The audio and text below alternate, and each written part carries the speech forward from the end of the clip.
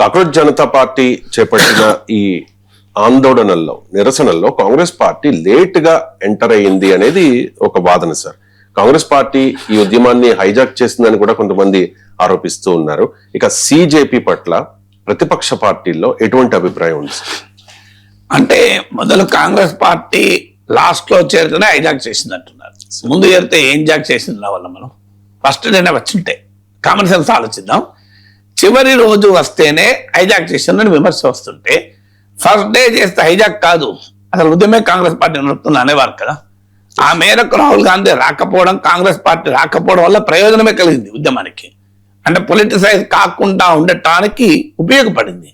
ఇక ప్రతిపక్ష ఎంపీలందరూ వచ్చారు. ప్రజాస్వామ్యంలో ప్రజలు తిరగబడుతుంటే, ప్రజలు పోరాడుతుంటే రాజకీయ పార్టీలు అనివార్యంగా ఇన్వాల్వ్ అవుతాయి, ప్రతిపక్షాలు ఇన్వాల్వ్ అవుతాయి. తప్పు కాదు కదా, రాజకీయ పార్టీలు నిషేధిత సంస్థలు కాదు కదా. మీరు ఏమైనా మావోయిస్టులు ఇన్వాల్వ్ అయితే తప్పు పట్టాలి తప్ప కాంగ్రెస్ పార్టీ ఇన్వాల్వ్ అయితే ఎందుకు తప్పు పట్టాలి? మీరు కాంగ్రెస్ పార్టీ ఇన్వాల్వ్ అయి సమర్థిస్తే అంటే మంచిదే కదా, పొలిటికల్ స్ట్రెంత్ వస్తుంది కదా. వాళ్ళు ఏ అవసరాల కొరకైనా సమర్థించవచ్చు, వాళ్ళ రాజకీయ ప్రయోజనాల కొరకే సమర్థించవచ్చు, ఏమన్నా కానివ్వండి. ప్రజలు పోరాడిన సమయంలో బీజేపీ ఎంటర్ కాలేదా? అన్నా హజారే ఉద్యమంలో బీజేపీ వెనకాల లేదా? బీజేపీ మద్దతుదారులైన బాబా రామ్దేవ్ లాంటి వాళ్ళు పోలేదా? మనకు తెలియదు. ఆర్ఎస్ఎస్ కార్యకర్తలంతా తామే India against corruption Anna Hazare ఉద్యమంలో కీలక చొరవ చూపెట్టలేదా? ఎమర్జెన్సీకి వ్యతిరేకంగా లోక్నాయక్ జయప్రకాష్ నారాయణ్ జరిపిన ఉద్యమంలో బీజేపీ లేదా? నాకు చెప్పండి. ఎక్కడైనా దేశంలో ఉద్యమాలు జరుగుతుంటే, ప్రజలు ప్రభుత్వం పైన పోరాడుతుంటే ప్రతిపక్ష రాజకీయ పార్టీలు అనివార్యంగా ఇన్వాల్వ్ అవుతాయి. ఇన్వాల్వ్ కావడాన్ని మనం ఆహ్వానించాలి తప్ప దాన్ని వ్యతిరేకించకూడదు. అయితే దాన్ని బట్టి మనం రాజకీయ ఎజెండాగా మారకూడదు. అది అంతవరకు జాగ్రత్తగా ఉండాలి తప్ప పొలిటికల్ పార్టీని రాకుండానే వాపలేవు, వస్తే అది నేరము కాదు. ఇక ప్రతిపక్షాలకు మీరు అన్నట్లుగా డైలమా మాత్రం ఉంది. ఒక డైలమా, ఒక ఒపీనియన్ ఏంటంటే, మీరంతా ప్రభుత్వం పైన పోరాడుతున్నారు, మనము చేయలేని పనిని కాక్రోచ్ జనతా పార్టీ చేస్తోంది, మనం పిలిపిస్తే స్పందించని యువత ఈ ఉద్యమానికి స్పందిస్తున్నారు, అందువల్ల ఇది ఏదైనా మోడీ ప్రభుత్వానికి వ్యతిరేక అభిప్రాయమే క్రియేట్ అవుతుంది కనుక ఇది మనకే కదా రాజకీయంగా ఉపయోగపడేది, అందువల్ల మనము దీంట్లో ఉండాలి, పాల్గొనాలి అనేటువంటి అభిప్రాయం ప్రతిపక్షంలో ఒక బలమైన వర్గానికి ఉన్నది.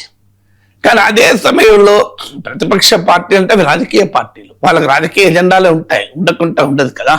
ఇప్పుడు మీకు రాజకీయ ఎజెండాతో ఏం చేస్తున్నారంటే, ఈ ఉద్యమము మనం కాదు కదా మొదలు పెట్టింది, ఎవరో మొదలు పెడితే మనము సెకండ్ ఫిడిల్ ఉంటే మన గౌరవం కూడా పోతుంది కదా. అంటే కాంగ్రెస్ పార్టీ లాంటి 100 మంది ఎంపీలు ఉన్న ప్రధాన ప్రతిపక్ష పార్టీ, 4 రాష్ట్రాల్లో ముఖ్యమంత్రులు ఉన్న పార్టీ, మరో 2 రాష్ట్రాల్లో మిత్రపక్షాలతో అధికారంలో ఉన్న పార్టీ, ఇవాళ కాక్రోచ్ జనతా పార్టీ వెనకాల స్కూటర్ పైన కూర్చొని మీకు పిగ్గీ రైడ్ అంటారు ఇంగ్లీష్ లో, అలా వెళ్ళడం ఏంటి? ఇది కాంగ్రెస్ పార్టీ బలహీనతను, దుర్బల స్థితిని తెలియజేస్తుంది కదా అనేది ఒక అనుమానం. రెండో అనుమానం ఏంటి, ఈ ఉద్యమం లాస్ట్కి ఎటువైపు వెళ్తుంది? మీకు రైతు ఉద్యమం ఉంది ఉదాహరణకు. రైతు ఉద్యమం బీజేపీని ఓడించలేకపోయింది, కానీ డెఫినెట్ గా సీట్లనైతే తగ్గించగలిగింది, కానీ పూర్తి విజయాన్ని సాధించలేకపోయింది. కారణం అది కేవలము హర్యానా, పంజాబ్, వెస్టర్న్ ఉత్తరప్రదేశ్ లోని కొంత ఆర్థికంగా మెరుగైన రైతాంగం జరిపిన ఉద్యమంగానే ప్రధానంగా ప్రొజెక్ట్ అయింది. మీకు దేశమంతటా రైతుల ఉద్యమాలకు అనుకూలంగా జరగచ్చు, కానీ లీడర్షిప్ పొజిషన్ లో prosperous farmers of green revolution belt వాళ్ళు ప్రధాన పాత్ర పోషించారు.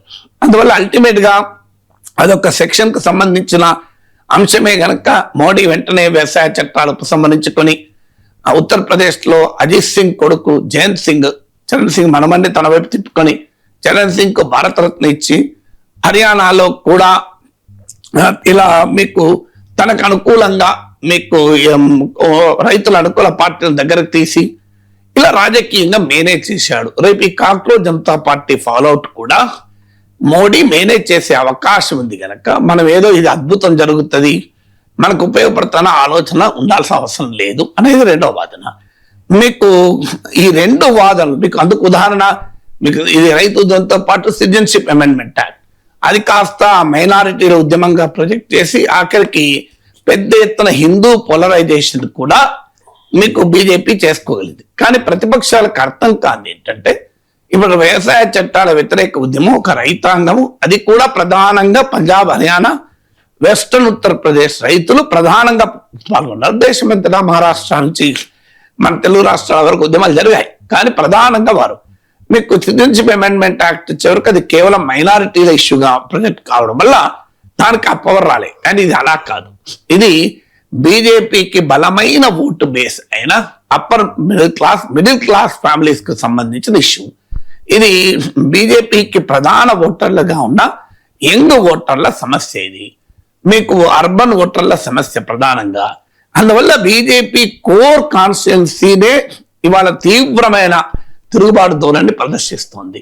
అందువల్ల అపోజిషన్ మీనమేషాలు లెక్క పెడుతూ ఏదో ఊహించుకొని ఏదో జరుగుతుంది, దీంట్లో చేయి కలపకపోతే, చేయి కలపడం అంటే ఉద్యమాన్ని హైజాక్ చేయమని కాదు, టు జాయిన్ ఫోర్సెస్ అంటారు ఇంగ్లీష్లో. అంటే మీ స్ట్రెంత్ ను కూడా ఆ ఉద్యమానికి బాసటగా ఇవ్వండి.